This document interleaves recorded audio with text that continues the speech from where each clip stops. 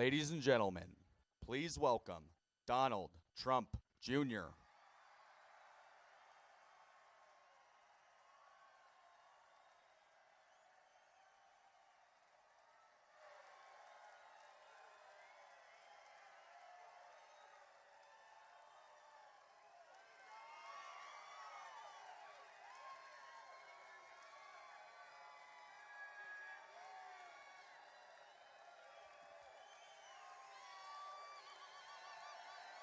Wow. I don't mind. You can keep going.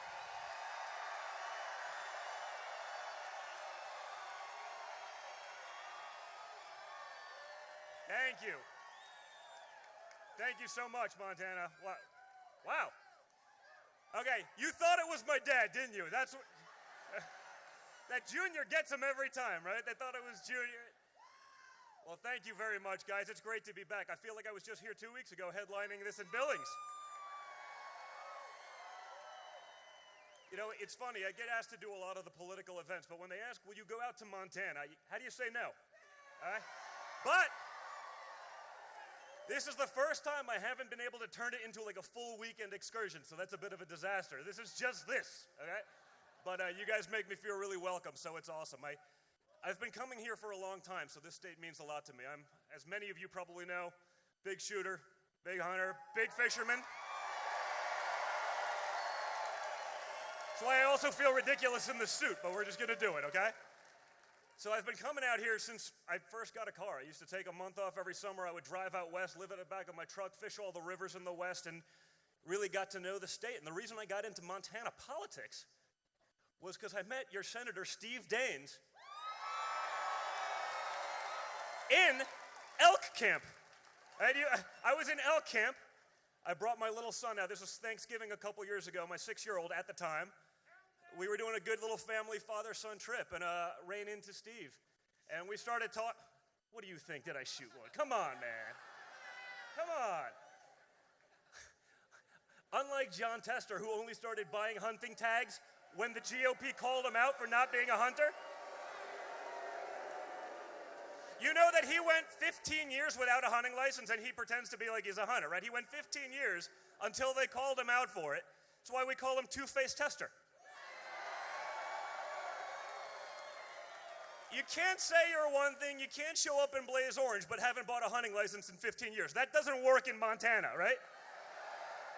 You can maybe make that work in New York City, but that's about it. Not this side of the Mississippi. So I was out in hunting camp with Steve Daines, and we got this great friendship going, and you know, so many of the great outdoor experiences that I've been able to have on the rivers here, in the woods, in the mountains, you know, with my son, and I got to know this guy, and that's the way you get to really know someone, not in a boardroom, not across the table at a negotiation, not even in politics, but sharing time around a campfire in hunting camp, you really get to know someone, and I got to know Steve, and when then Greg Gianforte, your great congressman, was running, they said, Don, would you come out to Montana? I'm saying, I'm a guy from New York City. I'm not sure if I fly in Montana. How's that gonna work? Turns out it worked really well. We had a great time. We really moved the needle. We got to do a little bit of shooting. We even went out doing some prairie dogging. By the time the New York Times got a hold of it, we were shooting pregnant dogs. Not prairie dogs, pregnant dogs. So that was your fake news media. This was the headline. I'm saying, I don't remember doing that. But we had a good time. You know what? They're here. Come on. Steve, Greg, get up here.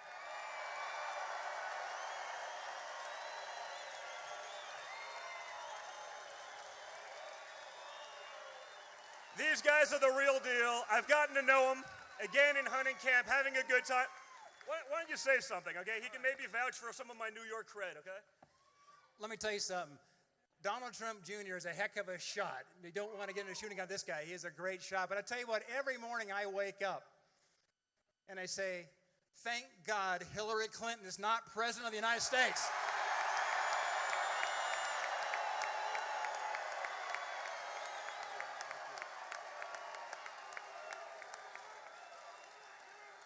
And then there's another thing to say thanks for.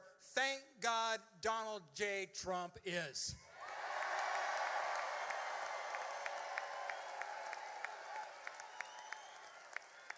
So I want to thank you, Don, for making the trip out here today. I want to thank you for bringing your dad along. And we had a great flight out with the president, seeing the beautiful landscapes of Montana as we landed up at the airport just a few minutes ago. So thank you for coming out. Thank you for making America great again.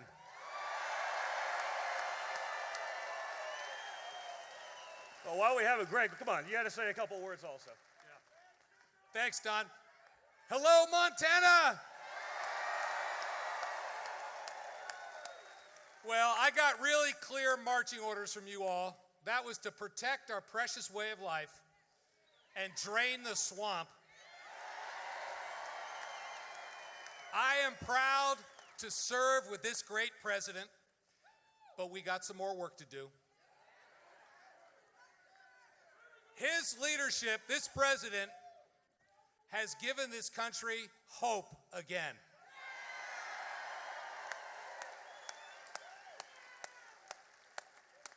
And we are going to make America great again.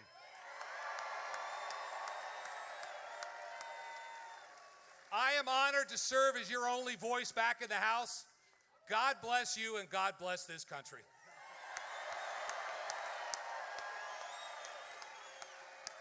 Well, thank you guys. So, why are we here? We're here because we're going to make America great again. When you look at what's going on in this country right now, we're winning for the first time in a long time. The people of Montana, they got it. They saw it in 2016. They saw what was going on. They had heard the lies that had been fed time and time again by our representatives in D.C., and they voted to put someone in there who was actually going to take on that system. Someone who was actually going to fight for America. Someone who was actually going to put America first.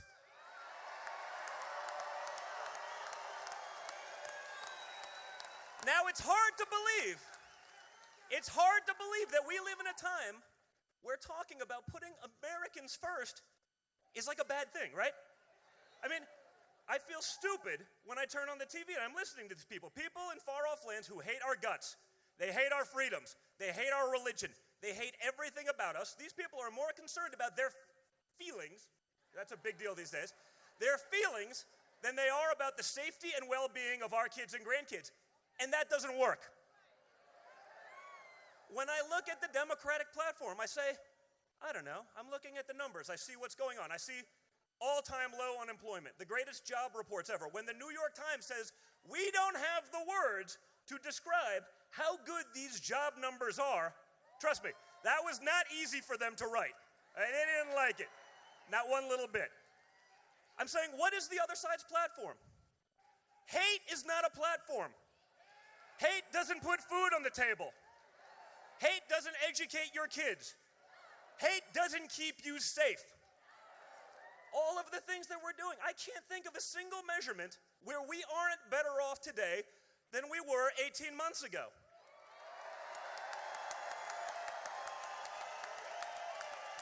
And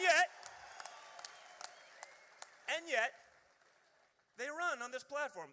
Everything Trump does is terrible. If Donald Trump came out in favor of oxygen, the Democrats would say, we are against it. Maybe a good tactic. I'm just kidding, because they'll say I'm trying to kill people. But this is where we've gotten, okay? When I look at John Tester in this race, he says all the things he voted for Trump on. You're right, take full-page ads. But wait a minute. Where was he on Justice Gorsuch? Where was he on sanctuary cities? Do you want Montana to be a sanctuary state? And most importantly, the big one. Where was he on tax reform? Okay? You know where he was? He was with Chuck Schumer and Nancy Pelosi. He was nowhere to be found. The big one. The one that puts money in your pockets. The one that allows you to take care of family. The one that put food on the table. He wasn't there for that one, and he said it was one of the expletive, worst bills ever put before the Senate. Think about that. The bill that is allowing all these companies to bring back this money, that is paying bonuses to all their employees, that is employing tens of thousands of people, all-time low job numbers. All those positive things because of this bill, he was against it. Remember that, because when all this California money, when all this New York money starts pouring into this race to feed his campaign and those lies, remember where he was. Remember to stay motivated, because the one thing is, I see a lot of Trump people in this room.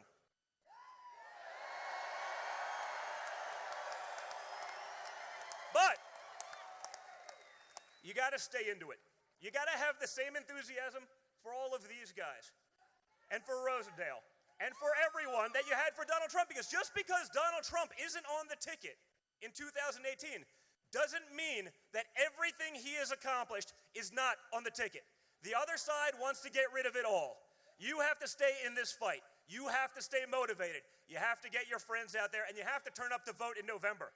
That's going to make the difference. That's going to be everything, okay? I'm going to be coming a lot out here in this fall, helping all of these guys. I would rather be doing it with a bow or a fly rod, but we'll do that in November after everything, okay? But we're going to be out there fighting for Montana. We're going to do what we've always said we're going to do. And by the way, we're also going to be fighting for public lands, okay? That's one of those things. They come out there and they hit us, Trump's selling them off. I said, we had it. What are you talking about? But that's their big soundbite for the outdoorsman. You know, the reality is isn't true, but no one's going to look beyond that. Okay? Remember what we're doing. Look at the policies. Don't just buy everything that you read. Okay? Advertising can buy a lot and it can sell a lot of garbage. Very true. There's a lot of it these days, man. That's the reality. Think of the amount of winning we could have if you actually had a little cooperation with the media. If they were half as friendly to us, we don't even need all of the friendly that they were for our predecessor, which was he could do no wrong. If they were a tenth as friendly to us as they were to him, if you got rid of the nonsense, you got rid of the noise, just think of how much more you could do. That's why you're so important. That's why Montana is relevant right now. That's what these guys are fighting for every day. And that's what Matt Rosendale is going to be fighting for come November.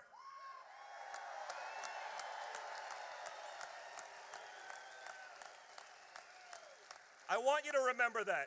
I want you to remember what was in your hearts in November in 2016. Keep that going. Keep that fight. Keep that spirit. Get out there. Bring your friends. Make sure you send the message to Washington, D.C. that you want DJT to continue what he's doing. This is what's going to help our kids, our grandkids, and as the father of 5 young kids, I want to leave an America that we know, that we've gotten used to, because the one I see on TV these days, it's a foreign country. Okay? Remember it. Keep that spirit and that fight in your heart. And thank you very much for having us out here and being so welcoming. It's awesome to be here. Thank you very much, Montana. Thank you.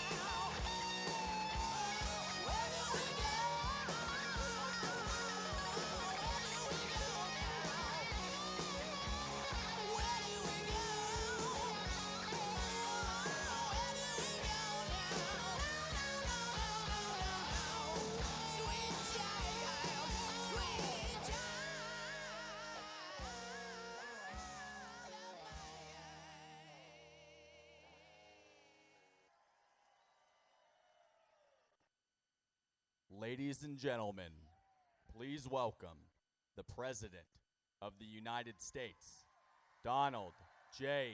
Trump. And I'm proud to be an American, where at least I know I'm free. And I won't forget the men who died, who gave that right to me. And I gladly stand up next to you and defend her still today. 'Cause there ain't no doubt I love this land. God bless the USA.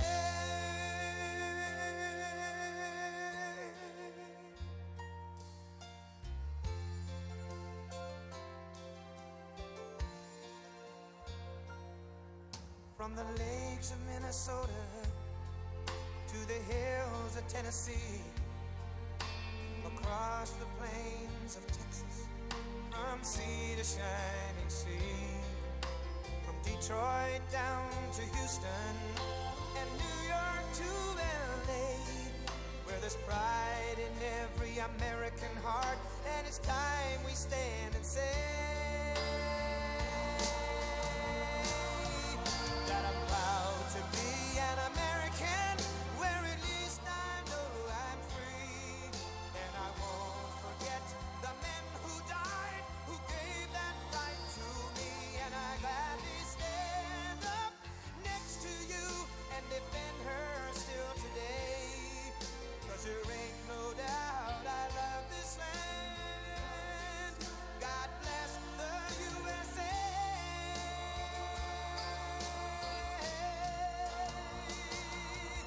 And I'm proud to be an American, where at least I know I'm free. And I won't forget the men who died, who gave that right to me. And I gladly stand up next to you and defend her still today.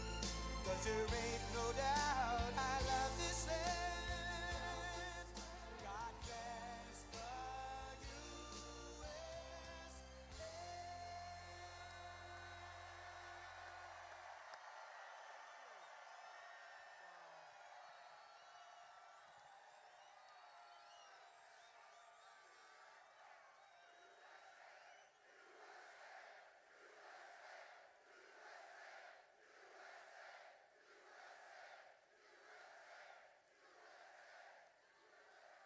Well, thank you, Montana. What a place.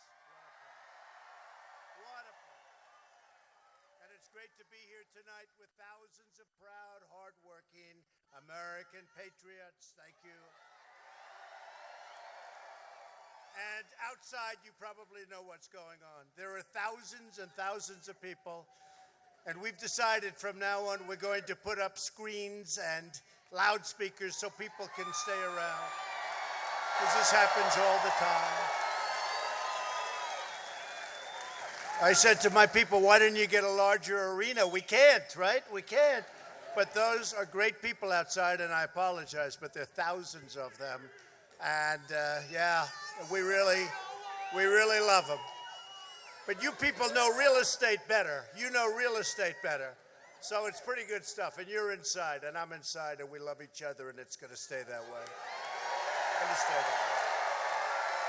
So, we are thrilled to be joined by some great people. You just heard Steve Daines. He has been so helpful. He has been so helpful in Washington on the tax cuts and everything else. And I want to thank Steve and his family. They have been incredible for me in Washington. Thank you, Steve. I appreciate it. And Steve and I are running again. 2020 he comes up, so we're running together, Steve. And I want to thank Greg Gianforte.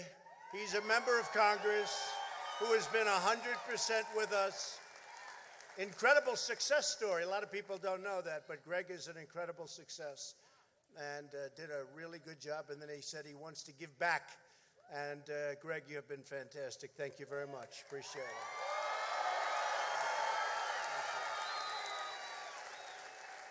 Montana Attorney General Tim Fox. Thank you, Tim. Secretary of State Corey Stapleton. Thank you, Corey. Montana Republican Party Chairwoman Deborah Lamb. Superintendent of Public Instructions Elsie Arnson. And finally, the person that we are here for tonight, a very special person, ran an incredible primary, wouldn't you say? Incredible? Anytime you win, it's incredible. But he did, against a very tough and good competition. And, hey, he's going to be your next senator from the incredible state of Montana. Matt Rosendale. Come up, Matt. Come up, Matt.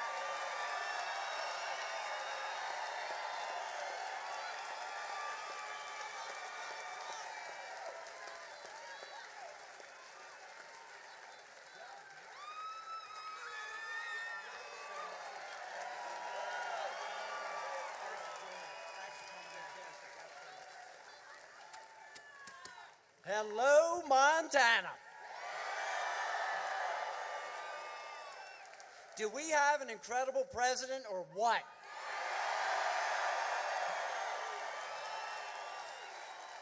We actually have a president who fights every single day for the people across this great nation. And here at home, he's fighting for our military men and women serving right here at Malmstrom Air Force Base and across the country. And for all our veterans and for our seniors. He's fighting for our folks working in the timber industry and our energy production. He's fighting for our hard-working farmers and ranchers across the entire state. And you know he's fighting for our miners down in Butte.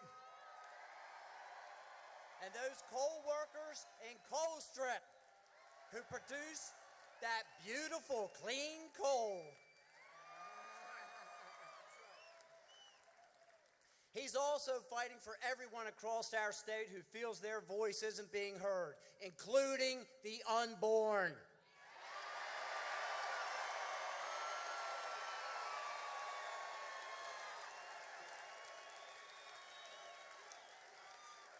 And I will be that voice for you if you elect me to the United States Senate.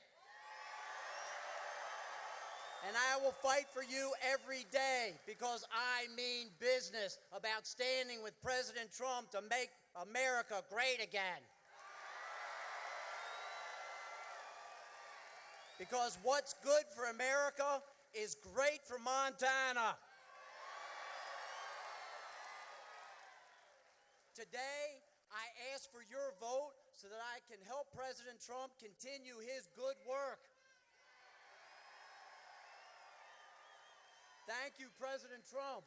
Thank you, Montana. May God bless each and every one of you and the great United States of America.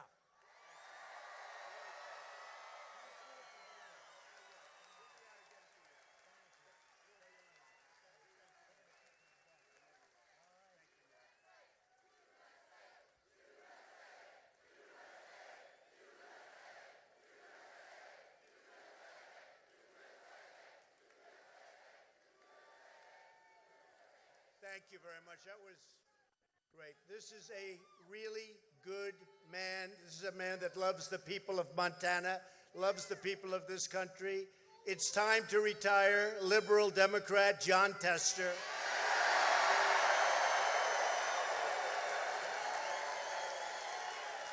And you're going to get on your side a real Montana fighter.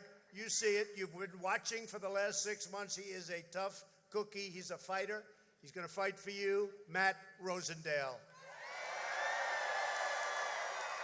So John Tester says one thing when he's in Montana, but I will tell you, I'm testament to it. He does the exact opposite when he goes to Washington. A vote for John Tester is a vote for Chuck Schumer, Nancy Pelosi, and the new leader of the Democrat Party, Maxine Waters.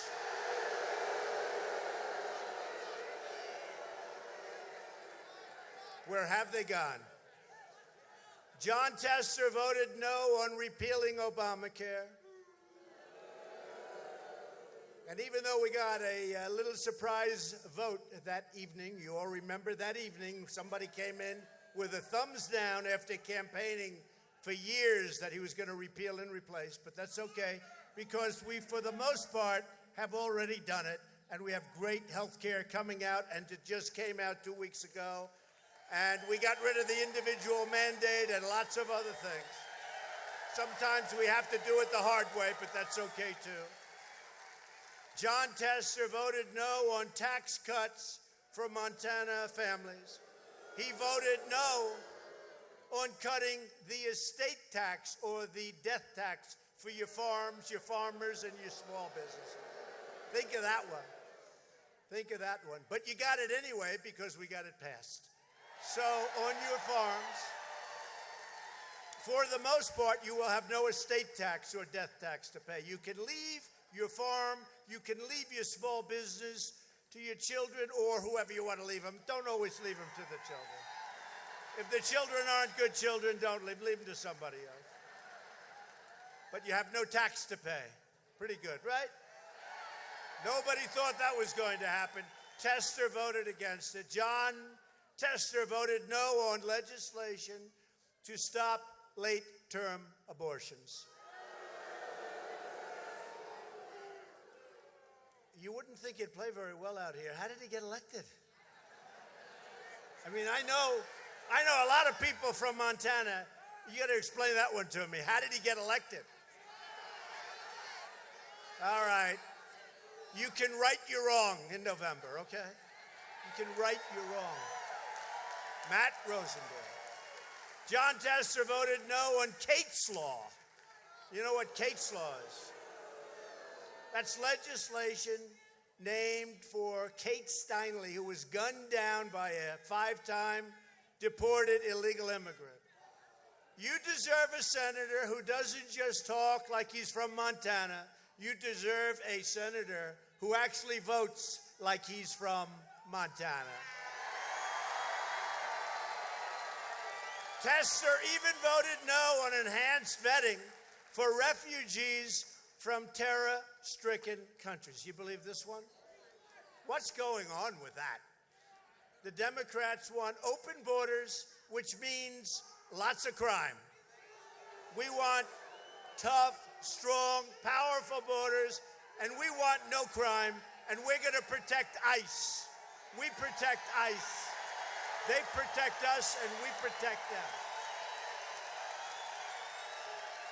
They protect us, and we protect them. You saw that clown yesterday on the Statue of Liberty? You see the guys that went up there? I wouldn't have done it.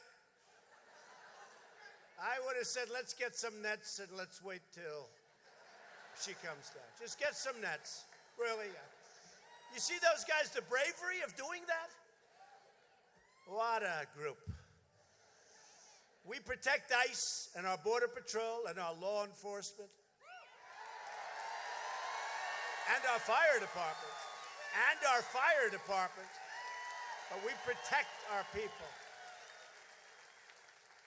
John Tester opposed our travel ban to keep America safe, which, by the way, I'm proud to report that last week, the Supreme Court of the United States just upheld the Trump travel ban.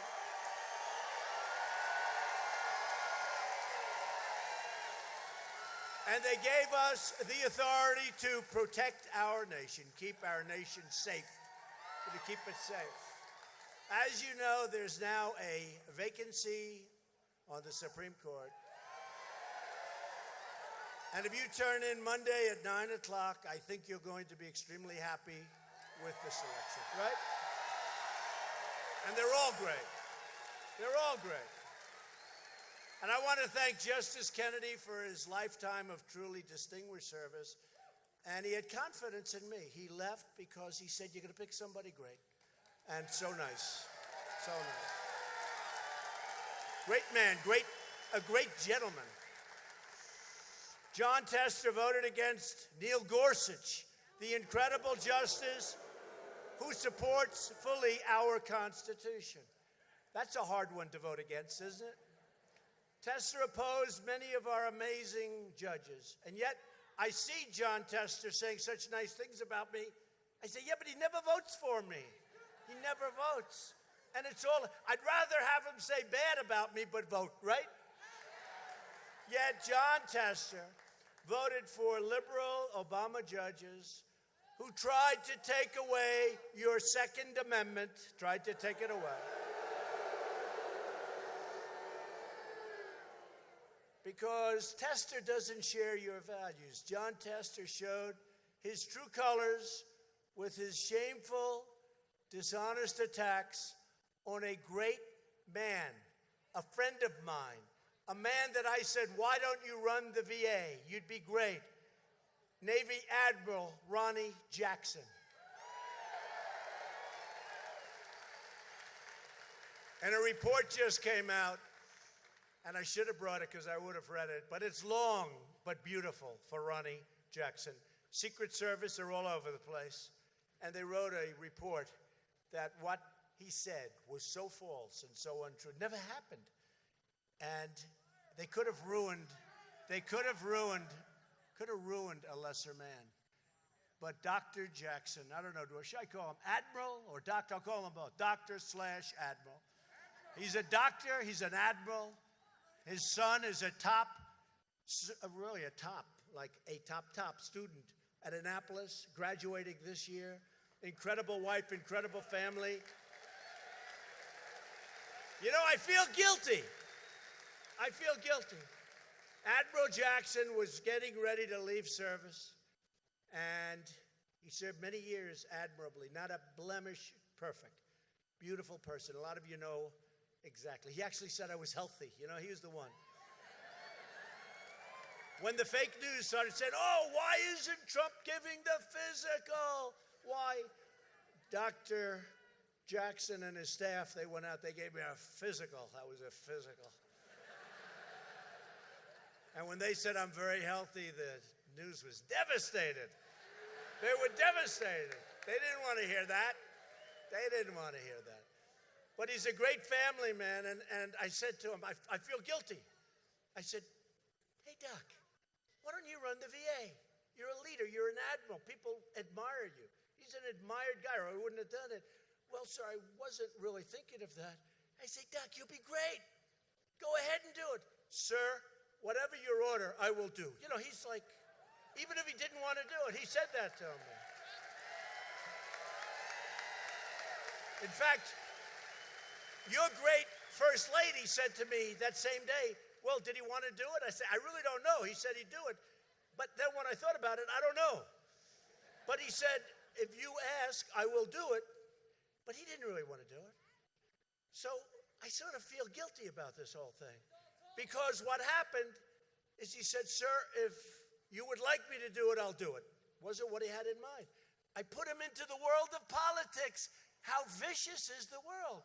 But John Tester said things about him that were horrible and that weren't true. And that's probably why I'm here, because I won Montana by so many points, I don't have to come here. I don't have to come.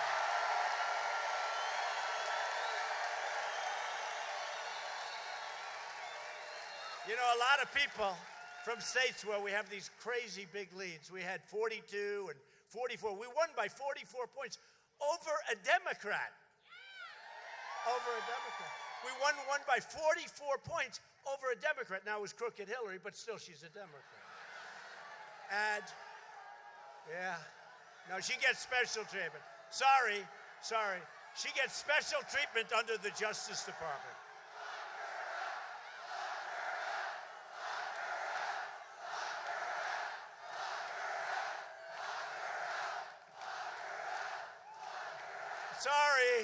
Sorry. She gets special treatment under the Justice Department. Anybody else in America? How about that FBI agent? How about that guy? You think he liked me? You think there was just a little bias there? A little bias? Oh, did we catch them in the act? It's a rigged deal, folks. It's a rigged deal. I used to say it. It's a rigged deal. It's a disgrace. And we go away on Monday. We appoint and go away, and I'll see lots of people. I'll see NATO, and I'm going to tell NATO, you got to start paying your bills. The United States is not going to take care of everything. We're paying for anywhere from 70 to 90% to protect Europe, and that's fine. Of course, they kill us on trade. They kill us on other things. They make it impossible to do business in Europe, yet they come in and they sell their Mercedes and their BMWs to us. So we have $151 billion in trade deficits with the EU. And on top of that, they kill us with NATO. They kill us. So we pay 4% of a huge GDP, which got a lot bigger since I became your president. And Germany, which is the biggest country of the EU, European Union, Germany pays 1%. 1%. And I said, you know, Angela, I can't guarantee it, but we're protecting you, and it means a lot more to you than protecting us, because I don't know how much protection we get by protecting you. And then they go out and they make a gas deal, oil and gas from Russia, where they pay billions and billions of dollars to Russia. Okay? So they want to protect against Russia, yet they pay billions of dollars to Russia, and we're the schmucks that are paying for the whole thing. So then, and by the way, I have to say this. Since I came, which is a year and a half, almost $33 billion more is projected to be paid by those NATO nations, but it's not enough. Do they ever tell you that? No. But I will tell you, the Secretary General, Stoltenberg, is Trump's biggest fan. He said, those NATO nations are all going like this, less money, why not? And when you came in and you started talking, it went like a rocket ship. It went just like a rocket ship. So anytime I suggest anything, so we've gotten $33 billion, it's going to be a lot more money than that. But if then they say, let's see, he's angry at NATO. I guess, yeah, he loves Russia. I love Russia. I will say this, I'm meeting with President Putin next week, and getting along, let me tell you, getting along with Russia and getting along with China and getting along with other countries is a good thing. It's not a bad thing. It's a good thing.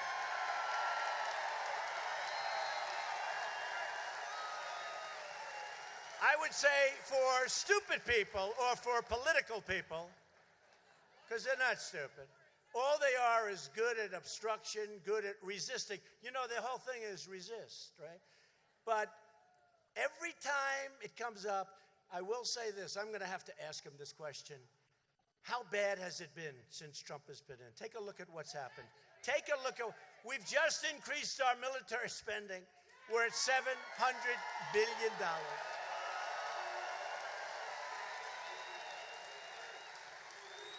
We've become a nation that is exporting energy for the first time.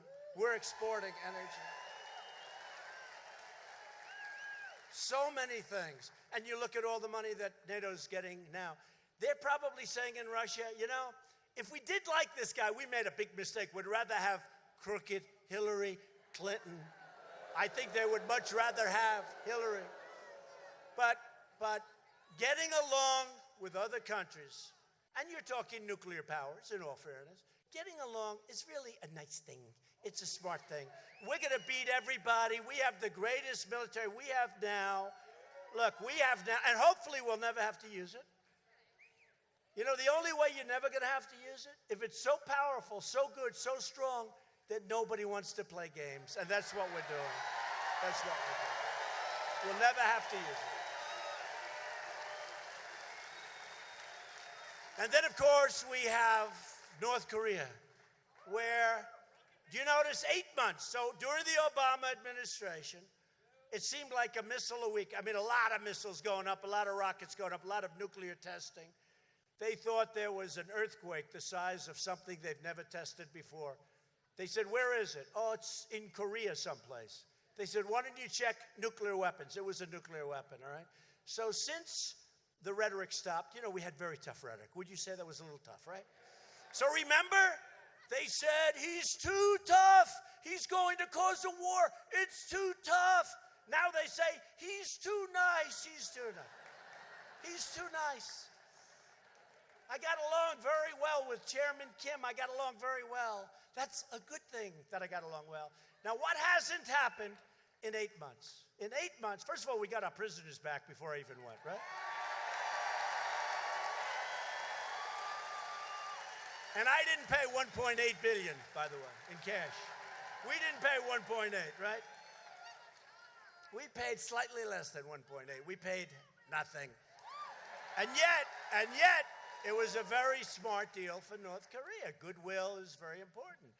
But we signed a wonderful paper saying they're going to denuclearize their whole thing. It's going to all happen. But now, you know, you're back. I was back, I think, 6 days. Why hasn't it started? Why? I mean, these guys were... Obama was very close to going to war. You have 30 million people in Seoul. It's 30 miles off the border. And that's a tough border. Thousands of cannons, they call them. These are big, big guns. I'm not even talking about nuclear. You could have lost 30, 40, 50 million people. You could have had a war like you haven't had in a long time. And guess what you have now? 8 months, no nuclear testing, no missiles, no anything. Mike Pompeo is over there right now.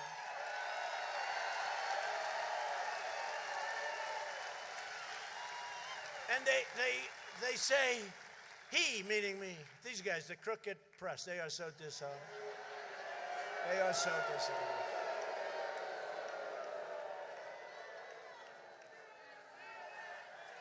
Fake news. They're fake news media. So what do they say all the time? Because I didn't give anything up.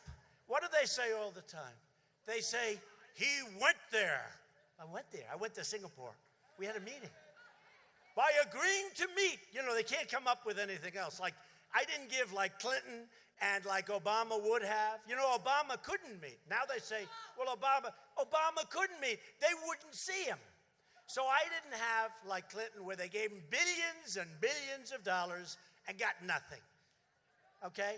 So they couldn't find anything. So what do? They say he met. I met. That's what we lost, folks. He met. Now, by the way, Obama would have loved to have met. They wouldn't see him. They wouldn't see him. One of the first questions I asked when I was over there, they wouldn't see him. So I met. That's how we got beaten. Now they're saying it with Putin. Well, Putin is highly prepared. And Trump, will he be prepared for the meeting? Trust me, we'll do just fine. We'll do just fine. Fake news. Bad people.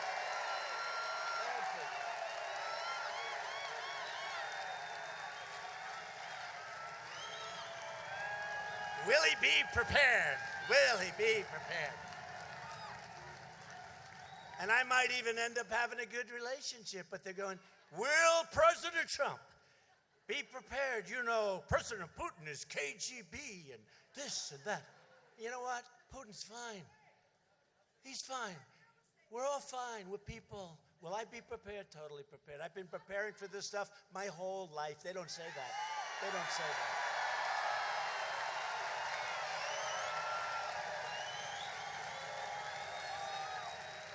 And you really do, and I'll tell you what, because I see it, I see the way they write. They're so damn dishonest. And I don't mean all of them, because some of the finest people I know are journalists. Really, hard to believe when I say that. I hate to say it, but I have to say. But 75% of those people are downright dishonest. Downright dishonest. They're fake. They're fake. They quote sources. A source within the Trump organization said. A source. They don't have a source. They never use names anymore. You know, in the old days, you have to use names. Jim Smith said that Donald Trump is a bad guy. They don't do that anymore. They say a source within the administration. They make the sources up. They don't exist in many cases. Anytime you say, you know, I saw one of them said 15 anonymous sources. I don't have 15 people in the White House. I mean, forget it.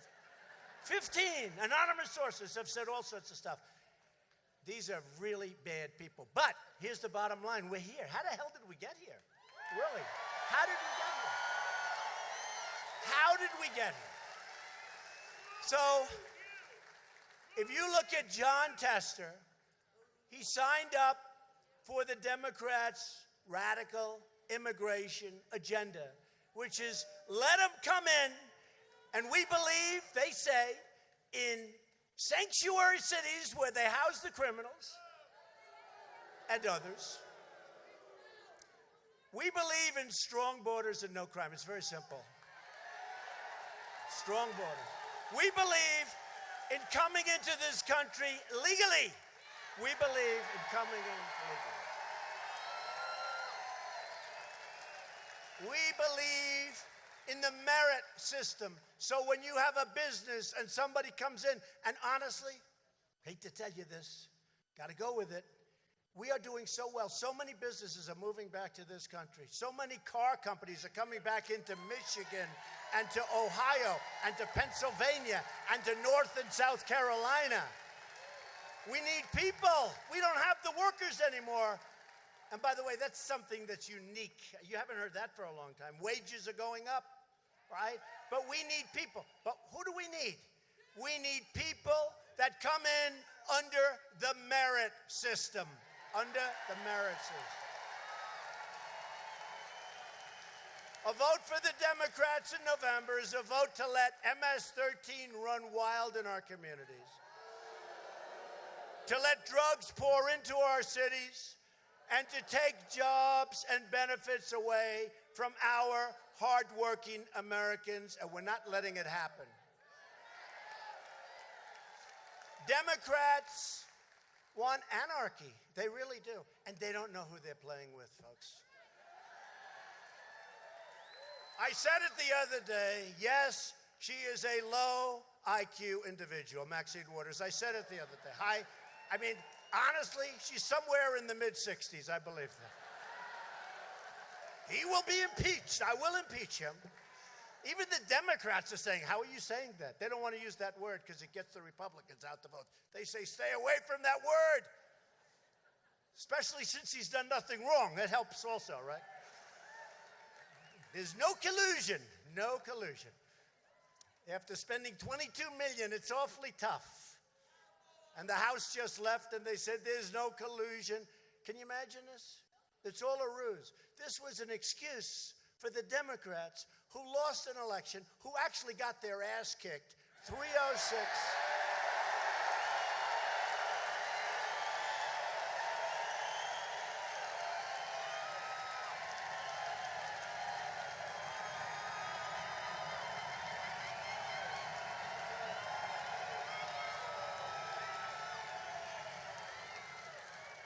306 to 223. That's a pretty good shellacking. 306. Hey, we won states. Take Wisconsin. I just left Wisconsin. So we won. In fact, they're building. Friends of mine, Foxconn, they make the Apple laptops and iPhones. They're incredible. They are going to spend like $11 billion in this. It's going to be about a $15 billion plant. There will be nothing like it in this country. And frankly, outside of China, there will be nothing like it. But by the time it's finished, it'll top anything in China also. It's incredible. It's incredible. But $15 billion, 15,000 jobs, Wisconsin. But think of Wisconsin. Reagan had his big win. He won every state except one, the great state of Wisconsin. I won Wisconsin. First time since Dwight Eisenhower in 1952. And we won Michigan. And we won Pennsylvania, North Carolina, and South Carolina, and Florida. We ran up that East Coast. You had to run up that East Coast. Winning the Electoral College is very tough for a Republican. Much tougher than the so-called popular vote, where people vote 4 times, you know. Much tougher. Much, much tougher. We had a great victory. But think of it, not since Dwight Eisenhower, 1952. What an evening. Was that one of the great evenings? Was that one of the great evenings? And I always say, because the ratings that they're getting are beyond belief.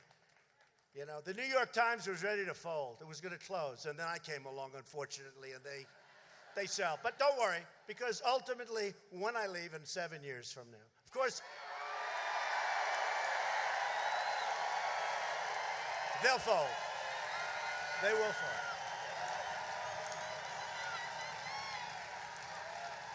No, when you see the Times, how dishonest they are, when you see the Washington Post, how totally dishonest, when we leave, and I actually say this, they are all doing numbers that they've, never done. When I announce they are going to endorse me, because if I lose, should I lose, or if I don't run, they're out of business. Who's going to cover? They're going to cover Bernie? Hey, they're going to cover, Sleepy Joe Biden?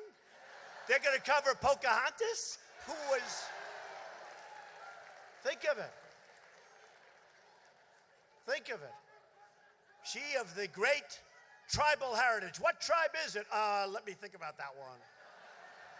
Meantime, she's based her life on being a minority. Pocahontas. They always want me to apologize for saying it. And I hereby, oh no, I want to apologize. I'll use tonight. Pocahontas, I apologize to you. I apologize. To you, I apologize. To the fake Pocahontas, I won't apologize.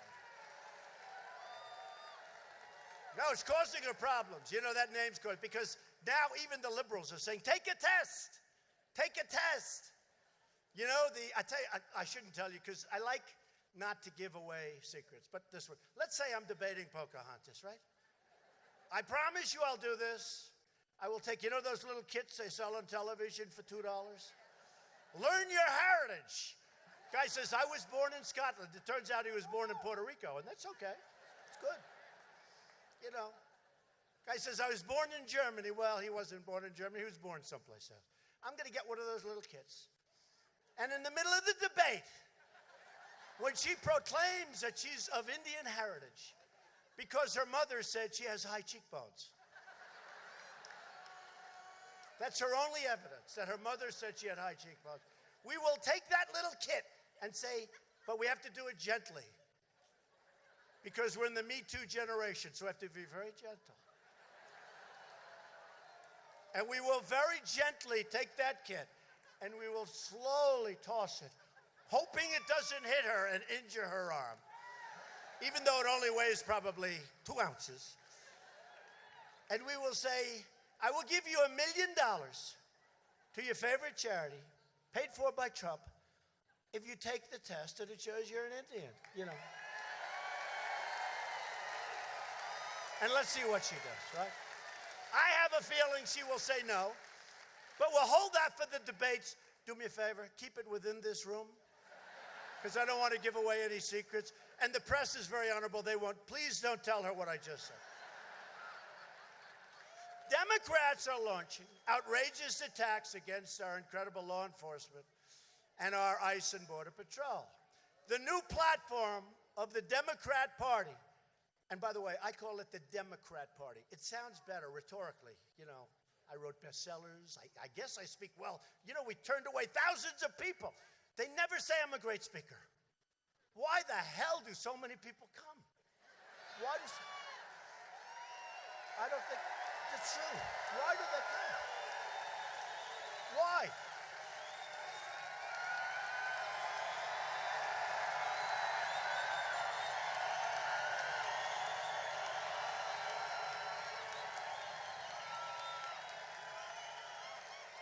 Why, oh, why do they come? Got to be something. I guess they like my policy. Maybe you like policy. No, it's true. Have you ever noticed? You never hear that. You never hear that. You never hear it. I mean, there's got to be a reason. I have broken more Elton John records. He seems to have a lot of records. And I, by the way, I don't have a musical instrument. I don't have a guitar or an organ. No organ. Elton has an organ. And lots of other people helping. No, we've broken a lot of records. We've broken virtually every record because, look, I only need this space. They need much more room. For basketball, for hockey, for all the sports, they need a lot of room. We don't need it. We have people in that space. So we break all these records. But really, we do it without, the musical instruments. This is the only musical, the mouth. And hopefully the brain attached to the mouth, right? The brain, more important than the mouth, is the brain. The brain is much more important. But do you ever notice, do you ever hear something? They say, we had a case last week. We were in a great place in Wisconsin, and we had a tremendous crowd, and we have the choice of a 22,000-seat arena. And in retrospect, we would have packed it, and they would have sent away thousands of people. But the people said to me, very innocent people, they were great, but I hadn't met them. I said, why didn't you? They filled up a 7,000-seat arena, walked away thousands of people, like over 20. And we would have filled. I said, why didn't you use the big arena? He said, sir, we knew that if you had 5 vacant seats, empty seats. See, vacant is because I was in the real estate business. I use that term. If you had 5 empty seats, they would say, Donald Trump was unable to fill the arena. And I said, you know what? You're right. How about the one from the Washington Post? They got there 4 hours early, and the arena hadn't started even letting people in. So there were just a few people. You all saw that story, I hope. You all saw that story, right? They got there 4 hours, 5 hours. This writer, sleazebag, he didn't get fired. He said Donald Trump had an empty arena. Except when I showed up, the place was packed, and they had to walk away, thousands of people, right? And I didn't see the story. But you know who saw the story? The people that were in the arena. And they went nuts. And they apologized. But you know where they apologized? On Twitter. They didn't write it. They apologized. But they had the story. Donald Trump, not very good crowd tonight. And they show a totally empty arena. That 4 hours later, and by the way, hate to say it, take a look at the pictures for the inauguration. We had some monster crowd. Big monster. Big monster. But take a look at that.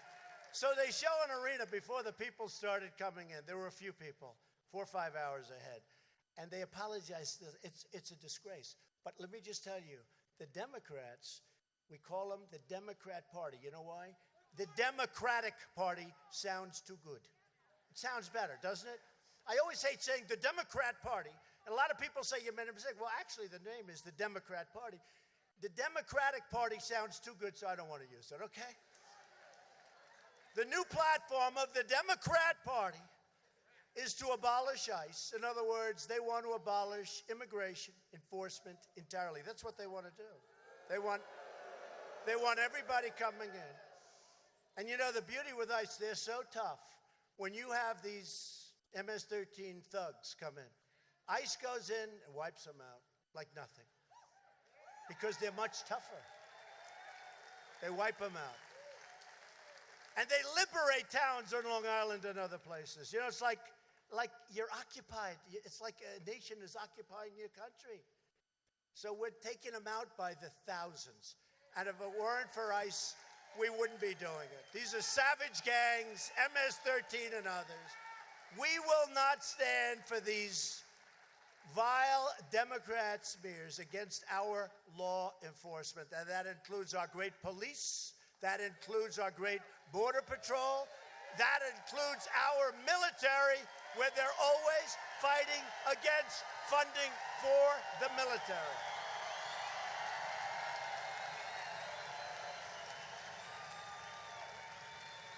We will always stand by proudly the heroes, and there are heroes on ICE and Border Patrol and law enforcement and our military.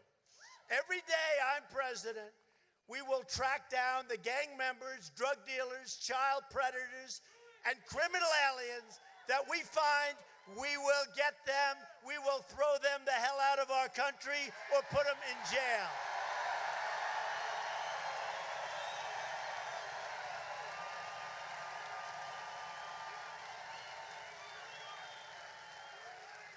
So this year, in November, if you want to save ICE, and frankly, if you want to save your law enforcement, if you want to save your military, getting military funding, we got $700 billion, the biggest ever, then next year $716. We saved our military.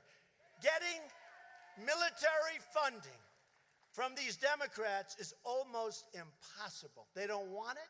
They don't care about our military. They don't care about our law enforcement. They couldn't give a damn. You better vote Republican. We need more Republicans.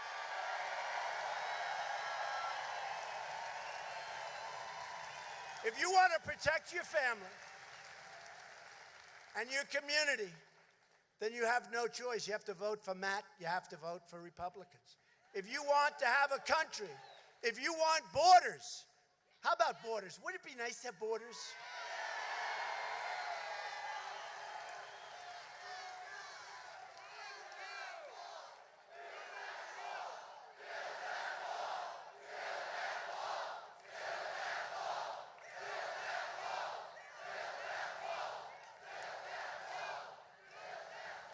And yes, we are already building the wall. It started in California and San Diego. 1.6 billion. We're asking for $5 billion. And I'll tell you what, it's brutal with these people. They don't want it. They know it's the right thing to do, but they think it will help me. It's not even the Republicans. They think it'll help Trump. If we do it, it's good for Trump. Let's not do it. They're great Americans. Every day we are keeping our promises. We've created 3.4 million jobs since Election Day, which nobody can even believe. Nobody believes it. I always say, if I would have said that on the campaign trail, when I was here or anyplace else, it would have been brutal. They would have said, how can you possibly say a thing like that? 3.4 million new jobs.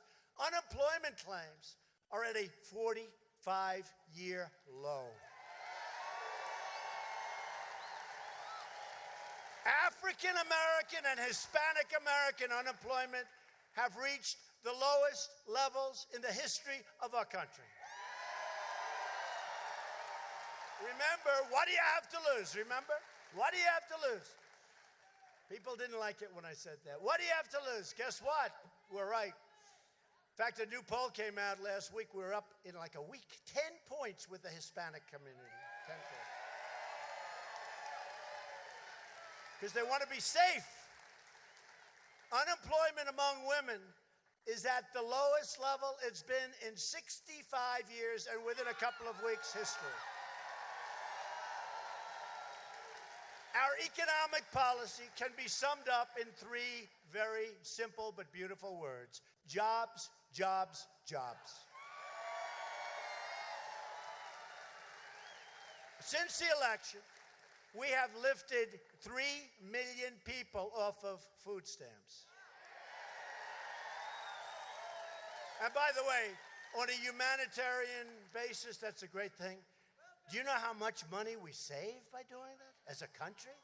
3 million people, and it's going up fast. Wages for the first time in 18 years are rising again. People can go out, they can actually choose a job, and they have wages that are rising. And 6 months ago, Republicans passed the biggest tax cuts in American history. The biggest in American history. Everybody in this room is benefiting. Everybody is benefiting. We slashed taxes for working families and saved our family farms. We saved family farms. As a result of our tax cuts, $300 billion poured back into the United States just in the first quarter of this year alone. And we're going to have a lot more than that. 300 billion came back. Money that would have never been able to come back into our country. It's coming back, it's pouring back. I think the number is going to be 5 trillion, but 350 billion has already come back. Apple Computer is spending $350 billion on new campuses, on new facilities. They're bringing back $350 billion. They're putting up their own money. They're going to actually have, probably subject to the tax code, about $230 billion come back. 95% of U.S. manufacturers are optimistic about the future. That's the highest number ever. Think of it, 95% of anything. You don't hear that. We also repealed, despite the thumb down at 2 o'clock in the morning, we also repealed the most horrible aspect of the failed Obamacare health care. It's called the individual mandate, so it's gone. It's gone. Gone.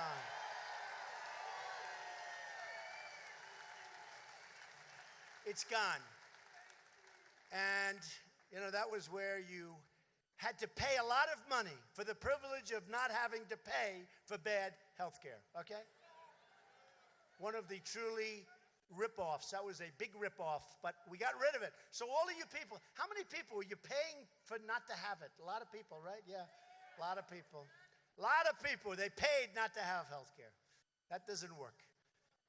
We're allowing businesses to join forces to buy better health care for less money through association health plans. They just came out 2 weeks ago, and they cross state lines. We're allowed to cross state lines. You're going to get very low pricing for very good health. Millions of people are already signing up. And after decades of waiting, we opened Anwar in Alaska for energy development. They've been trying to get that approved for 40 years. We've eliminated record numbers of job-killing regulations. We've stopped coal, the assault on our farmers, our ranchers, our hunters, energy producers, and our great and loving miners. We love our miners. And we put our miners back to work. Clean coal.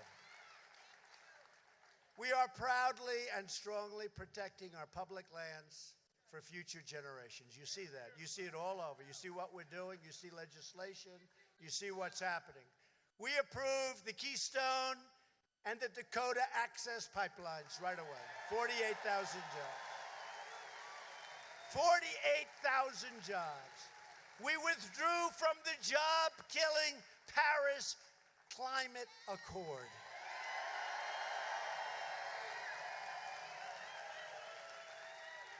One of the most unfair deals. I said, boy, I'm going to get killed when I approve this one. When I sign off this, you know, it sounds so pretty, right? The Paris climate. Who wouldn't do that? Except it's horrible for us. Great for other countries, but horrible for us.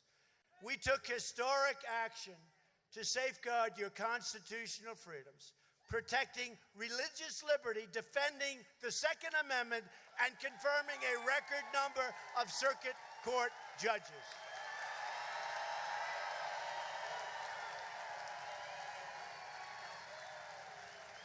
And we are bringing back our wealth from foreign countries. You know this, right? We are bringing back our wealth from foreign countries that have been ripping us off for years. For too long, we watched and we waited and we saw as other countries stole our jobs, cheated our workers, and gutted our industry. You look at all the places here, yeah, even here. But you look at some places, you go up to New England and you still see the remnants where they moved down to Mexico under NAFTA, one of the worst deals that we're negotiating. And I have a feeling they'll come along. We'll see. And if they don't, we'll actually do better. We'll actually do better. The United States of America was the piggy bank that everybody was robbing. And let me tell you, our allies in many cases were worse than our enemies. We opened our country to their goods, but they put up massive barriers to keep our products and our goods the hell out of their country because they didn't want that competition. And that's not free trade, that's stupid trade. We're not going to do that. We don't do that anymore. We have to have fair and reciprocal, that being the more important word. We need reciprocal. They charge a 50% tax, we charge a 50% tax. Then we say, look, let's bring it to nothing, or I don't care, one way or the other, do whatever you want. And then I'll have people complaining. They'll say, it's incredible. So we have countries ripping us up for years. And then when I say, well, look, we're going to put tariffs on there because they have been ripping us. We have trade deficits. They have surpluses that would be unbelievable. So they have all of this. And I say, we are going to do something about it. And I'll get calls from some politicians. Oh, that's terrible. I said, no, you don't understand. We're going to make great deals. No, just leave it the way it is, please. Just leave it the way it is. Leave it the way it is. I said, no. We have all the cards. We're the bank that everybody's stealing from. You saw with China, $50 billion, and another $200 billion, frankly, is waiting. Nobody's ever seen this before. Because China, and I have great respect for President Xi and for China. You have to respect him, you have to admire him. Now they'll say, Donald Trump loves China. Loves China more than he loves the United States. These people. But, so you have to be careful what you say. Because if I say that, I do. I respect China and I respect President Xi. But they've been killing us. $507 billion in trade deficits last year. 507. Who the hell can lose 500? Then you want to do something about it, you get attacked. Oh, that's not nice. That's not free trade. The war was lost on trade many years ago. You know, when they were saying, not a free trader, I said, no. The war was lost, but now we're going to win it. And because we have all the cards. But it's always helpful when you don't have the little ones sniping at your heels. Because it's easier to negotiate when you have support. You don't have some senator that was forced out of office because he didn't like me saying bad things like, oh, we shouldn't be doing that against China. We shouldn't be doing that against so-and-so. We are in such a great position. Other countries are calling us. Do you know that if we knock down the trade deficit, right, the trade deficit, by just a little bit, 25%, and we can do that easily. That's easy. If we do that, we pick up 1 point in GDP. Does anybody know that? That's $3 trillion, and that's 10 million jobs. That's just 25%. We pick up 1 point. And speaking of GDP, remember when I'd say it's going to go to 3% pretty quickly and all of this? Well, now the Atlanta Fed just predicted 4.8%. Now, who knows? Who knows? I can only tell you this. It's going to be a lot better than you had with Obama. And if these people got elected, you would have gone down like you've never seen anything go down. They wouldn't have taken the regulations off. They wouldn't have given you the tax cuts, the Democrats. You would have had an economy that was going to crash and burn. It was ready. And now we've got something that's a rocket ship. And every time I meet a leader of another country, which is often, they always start by saying, sir, I'd like to congratulate you on the incredible job you've done with the United States economy. It's true. Japan, South Korea. Every time they say, I'd like to congratulate you. And others they are actually studying what we've done. They're studying what we've done. But we have the greatest people in the world, and we're doing good. You know, those hats, those beautiful, beautiful hats, make America great again. Soon to be changed to keep America great. Bing, boom, right. Keep America great. Soon to be changed. I can't use Make America Great Again for the second run, right? Doesn't sort of. They said, why the hell didn't you do it the first time, right? It's called Keep America Great, because what we're doing is incredible. It's incredible. We've created, think of this, since the election, we've created in wealth $7 trillion. $7 trillion. $7 trillion.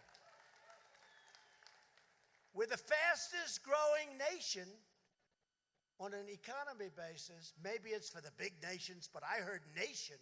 We're the fastest growing economically nation in the world. Think of that.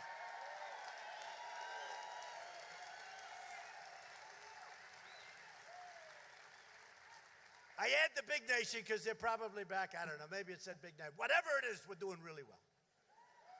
But we're one of the fastest, and I think we're actually the fastest growing, and we are certainly growing our military and growing our power and our strength. And we're taking care of our vets more than anybody's ever taken care of our vets.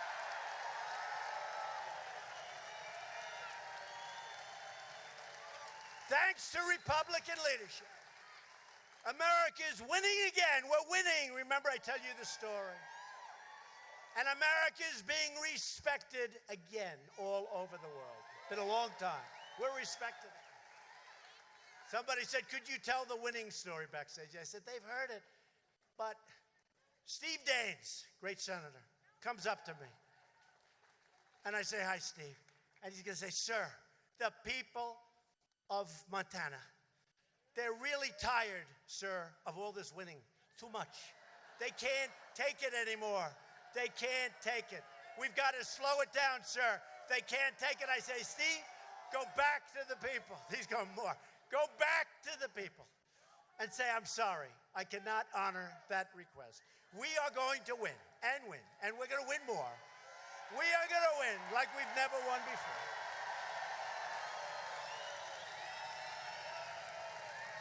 Like we've never won before. Because we are finally putting America first. We're putting America first. And by the way, you know, all the rhetoric you used to hear, the 1,000 points of light. What the hell was that, by the way? 1,000 points of light. What did that mean? Does anyone know? I know one thing. Make America great again, we understand. Putting America first, we understand. 1,000 points of light. I never quite got that one. I'm trying to say, what the hell is that? Has anyone ever figured that one out? And it was put out by a Republican, wasn't it? But we are indeed doing things for this country like nobody believed possible. We're rebuilding our economy. And at the same time, we are restoring our security. We have people flooding our borders like they haven't flooded ever before. They're doing an incredible job, but we've never had a rush like this. That's because people want a piece of our action. They want to come into our economy. They want to come in. Problem is, you have to come in legally. You have to come in through legal channels. Sorry.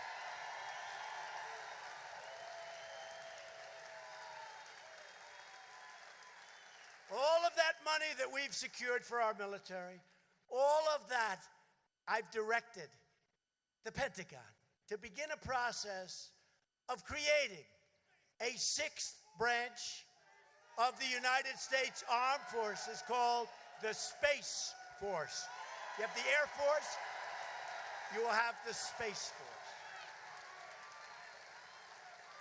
You know, people are so excited by that. You know, it's not just sending rockets to the moon and rockets to Mars. This is also a military imperative. In fact, in Russia, they said we consider that very threatening. And others did too, but I'm sorry. And you know, if it's a part of the Air Force is going to focus sort of on the Air Force. We need a separate branch, and we're working on that. It's called the Space Force, which is very exciting. And people love it. People love it. They get it and they love it.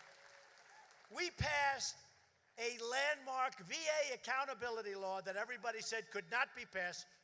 I won't blame the unions and I won't blame civil service, but let's assume they had a little blame. Everyone said couldn't be passed, has not been able to be passed for 45 years, and we just got it passed, VA accountability. So now you can fire people when they don't do a job. We can fire people when they don't do it. You're fired. You get them the hell out. They're not taking care of our vets. We fire them. They're out of there. Boom. They're out of there. And the other thing that we just passed a few weeks ago, and you've heard me talk about this, I always said, you know, our greatest people, they're the greatest people, the vets. They protected us. Some of them have suffered greatly. And we weren't taking proper care of them. They were waiting in line for 12 days. How about anybody in this audience? Go to the doctor, say, I'm sorry, I can't see you for 12 days. Even if you have like a bad cold, you have something. People were going in with nothing much, and they were coming out 6 months later. They can't see a doctor. They were coming out with a terminal illness that could have been corrected easily. And I said, why aren't we just sending people that have to wait for these long periods? Just send them across the street to a local doctor. Right? Get taken care of. And we pay the bill. And everybody said, we've been trying to get that passed for 40 years. I got it passed 3 weeks ago. Okay? I'm good at getting things passed. Remember, we had repeal and replace passed, except for one person. And all the Democrats, I have to say. One person plus all of the Democrats. We got no Democrat about, including Tester. He wasn't there for us. President Trump is a great man. He's a great man. I really got to vote for us. Got to vote for us. We also believe that American foreign aid dollars should promote America's interests and values. We don't need to send your hard-earned money to countries that vote against the United States consistently in the United Nations and other places. We don't need to do it. Remember with Israel, remember when we had 2 votes on something having to do with Israel? I said, we're watching. With all the aid we give all these countries, we're watching. We ended up getting 68 votes. We didn't do anything. Because they're ripping us, they're taking our money, they don't even vote for us because they didn't respect our country, but now they respect them a lot more. And in many cases, they're not getting that money anymore, too. We've stopped it. Instead of apologizing for America, we are standing up for America, and we are standing up for our great American flag.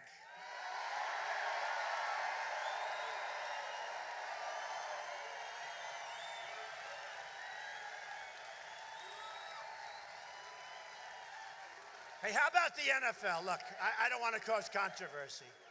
You're right, USA is right. I don't want to cause controversy, but how about they passed this stupid thing? You don't have to do this anymore. If you don't respect the flag or if you don't like the country or whatever it is, just go into the locker room. Just go into the I think in many respects, that's worse. Isn't that worse than not standing? You know? I think that's worse. So they say, go into the locker room. It's okay, the anthem's getting ready to play. They run into the locker room. Then they come back out. You know what? It doesn't play. It doesn't play. I actually think in many ways it's worse. I heard this thing that they were so happy, the owners. This commissioner, where this guy comes from, I have no idea. They're paying him $40 million a year. And their ratings are down 20%. But you know why the ratings are down? Yes, the flag. But they're also down because people find politics. In other words, hitting Trump incorrectly, but hitting Trump, they find that to be much tougher, meaner, and more interesting than watching a football game. They actually do. And they're watching the cable networks instead of watching football. They're down 20% since this whole thing started with the flag and the anthem. Washington tried to change us. But instead, we are actually changing Washington. We've had a big impact. And now we need Matt Rosendale in the Senate to continue our fight to drain the swamp. We're going to get it done. We need to work every day from now until the election for your family, for your community, your country, for your Constitution. And this November, I need you to get your friends, get your colleagues, get your neighbors, and get your ass out to vote. Is that okay? Get your ass out to vote.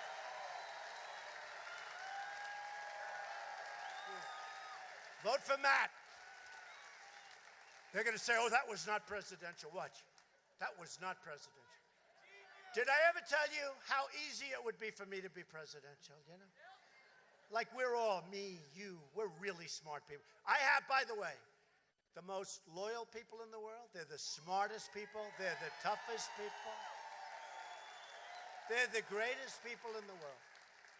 But they'll say something like that's not presidential. And what I say, acting presidential is so easy. For me, it's much easier than what I do.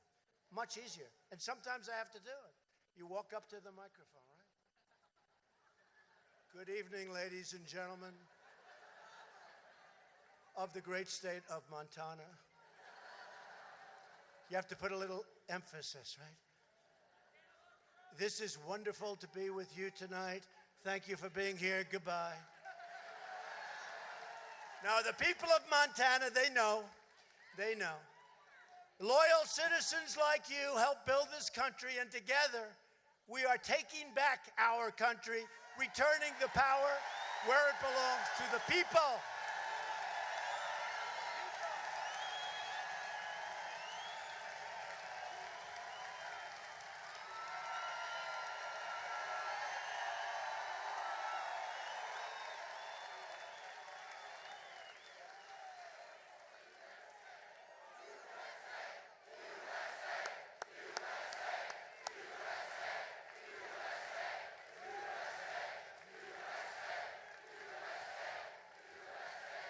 Our proud American ancestors crossed oceans, scaled mountains, defeated empires, and built the modern world with their own two hands. They were brilliant.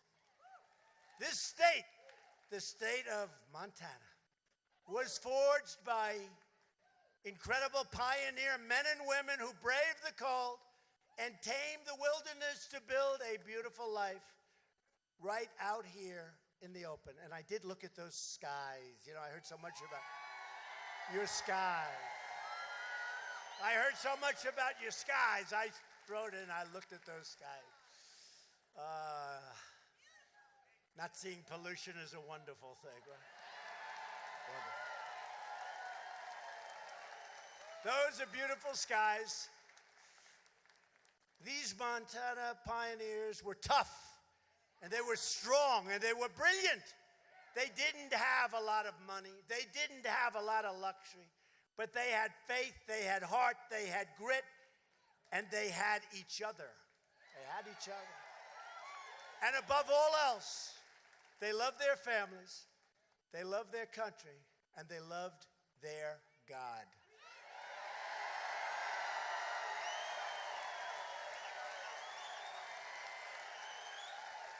We stand on the shoulders of American patriots who knew how to fight, and they knew how to win. You talk about winning, they knew how to win.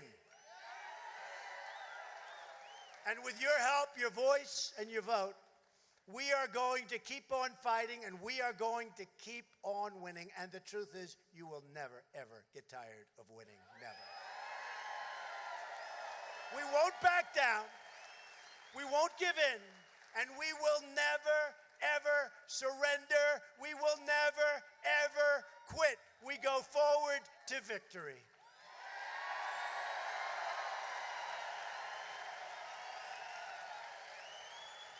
Because we are Americans, and our hearts bleed red, white, and blue.